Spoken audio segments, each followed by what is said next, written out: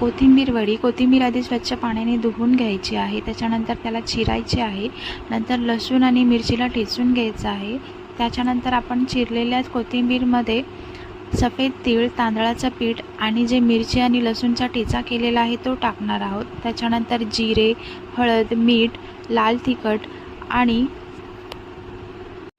बेसन पीठ आणि थोडंसं तेल टाकून सगळं मिश्रण एकत्र एकजीव करणार आहोत।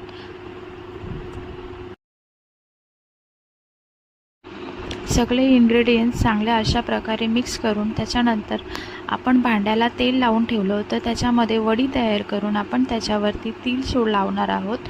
नंतर एका भांड्यामध्ये गरम पाणी करून त्याच्यावरती हे भांडं मी ठेवणार आहे।